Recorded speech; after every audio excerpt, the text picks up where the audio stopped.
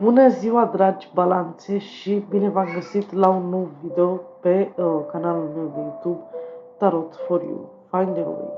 Eu sunt Ali, gazda voastră, și astăzi vom discuta despre zodia Balanță pentru luna septembrie. Să vedem pe carieră, plan social și plan amoros ce evenimente vor fi, de ce va trebui să vă îngrijorați sau nu, și motivele pentru care va trebui să fiți în culmea fericirii. Ok, haideți să aflăm.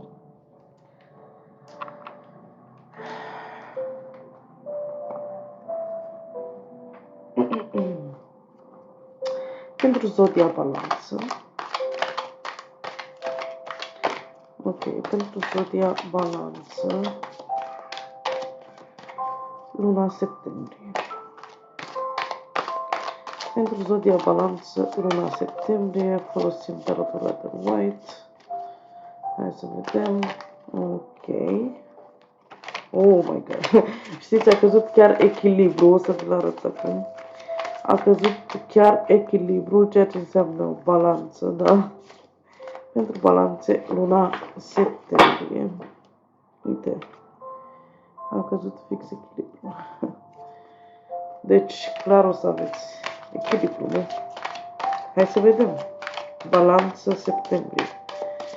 Hai să vedem ce se întâmplă aici, dragile mele balanțe.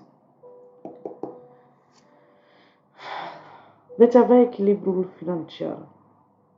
Va trebui să munciți un pic de mult pentru asta, să depuneți efort, dar veți avea ceea ce vă doriți. Echilibru financiar. Ok. Da. Probabil vă îndreptați ca să ieșiți mai degrabă, vă grăbiți ca să ieșiți dintr-o posibilă relație toxică și să priviți în continuare spre viitorul vostru, pentru că știți că vă așteaptă ceva wow, asul de monede, da? Priviți spre viitor pentru că știți că vă așteaptă asta. Vă focusați pe carieră aceste luni și încercați să ieșiți din energiile joase ale partenerilor voștri sau chiar ale grupului vostru de prieteni. Clar, o să aveți un nou început, începând cu această lună, pe plan financiar în special. O să prindeți puterea necesară de care aveați nevoie, da?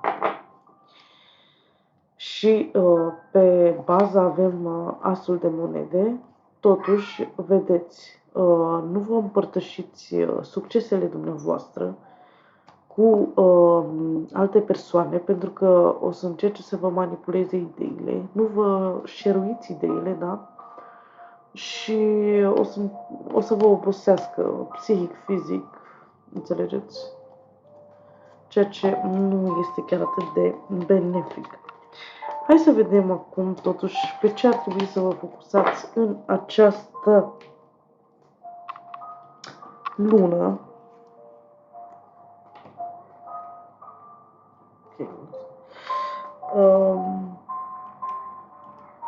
Haideți să vedem totuși pe ce ar trebui. Mă uitați dacă este vreo carte întoarsă. Nu este.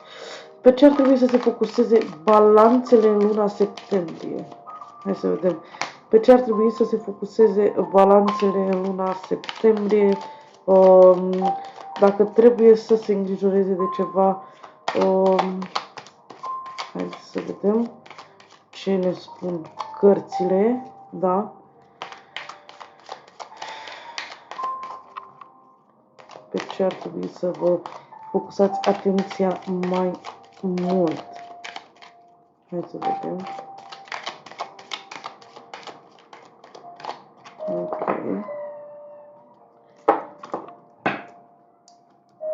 Hai să extragem 3 cărți. Ok.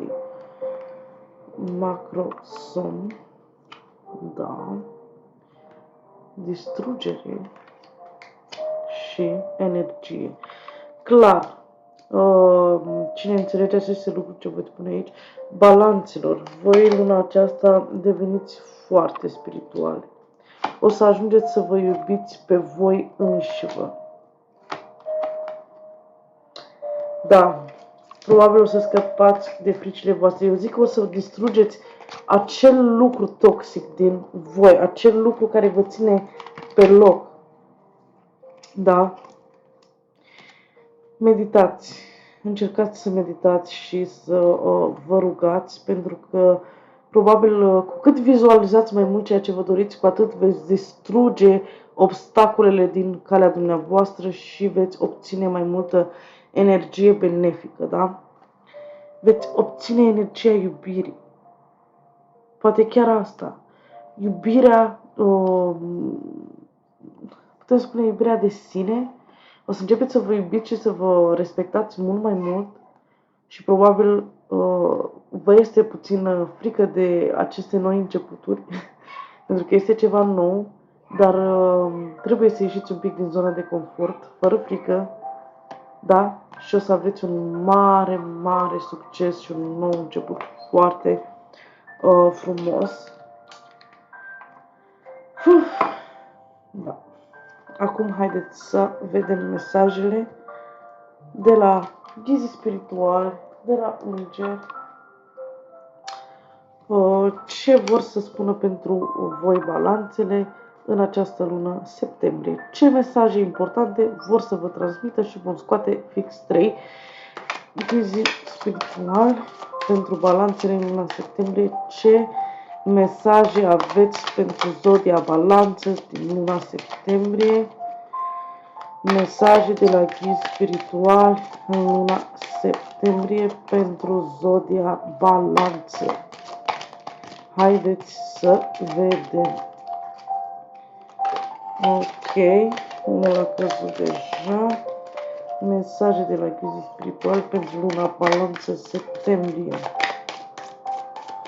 Luna balanță septembrie. Mesaje de la ghizi spirituali. Una a căzut, a doua și a treia.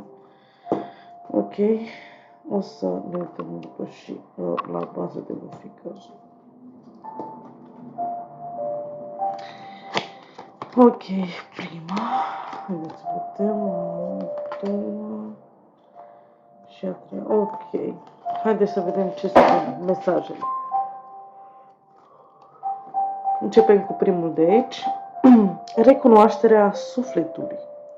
Te-ai încarnat pentru o misiune specială, aceea de a evolua printre ființele umane și de a aduce lumină și iubire. Pe drum te-ai rătăcit și acum nu mai știi încotro să te îndrepți. Acordă-ți timp pentru a medita, pentru a-ți regăsi esența sufletului. Exact ce vă spuneam despre meditație, da? Wow! Foarte frumos!